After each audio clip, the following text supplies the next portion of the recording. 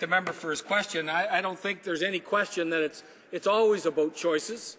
Where are you going to spend your money? And you don't need to talk to seniors in this country about what it's like to make choices.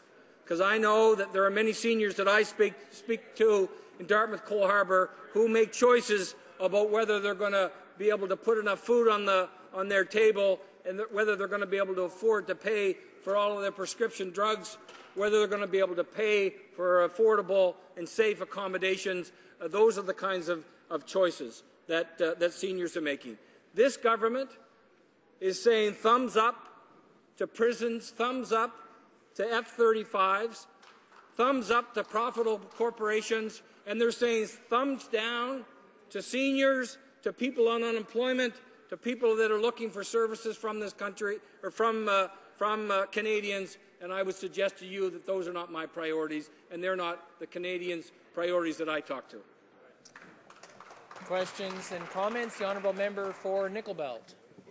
Thank you, Mr.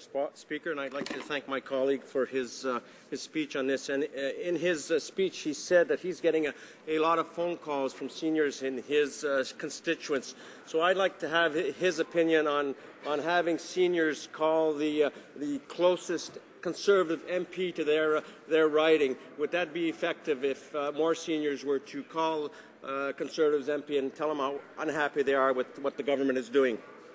The honourable member for Dartmouth Cole Harbour. Well, I thank the member for his question, and it's a good point.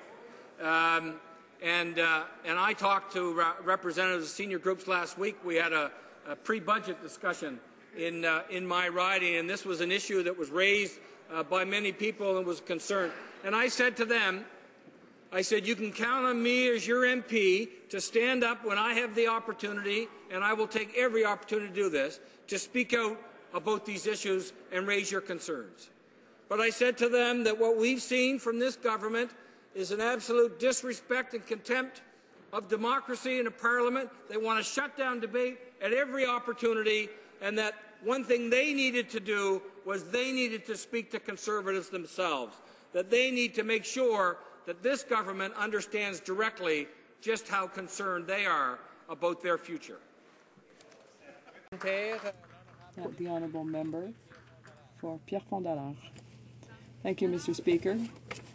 I think that things have gotten off the rails during this debate. The motion speaks about not putting the balancing of the budget on the backs of seniors, particularly those who are the most vulnerable. The motion speaks about acting now to fight against the poverty that the seniors are now experiencing. So it seems to me that last summer or last year there was a similar motion from the government. I don't see where the disagreement comes from. I'd like to know what seniors think about this in my colleagues' riding, because we're being accused of fear-mongering here, but what I've heard from my end is that seniors aren't afraid of what we're saying. What they're afraid of is the situation that they're currently living in, and they're afraid that the situation will get even worse. Thank you to the member for her question, and let me say what a great job that member is doing bringing such an important resolution to the floor of this House. I want to thank her for doing that. And I can tell her and all members of this House that seniors in Dartmouth Cole Harbour are not concerned about what their MP is saying.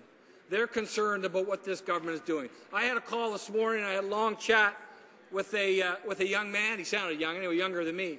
But he was worried about his dad. His dad is 63. He is no longer working.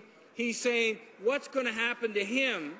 He said this. He said, what's going to happen to him if they push it forward to 67? As important, what's going to happen to me if I'm in the same situation as he is when I'm 63?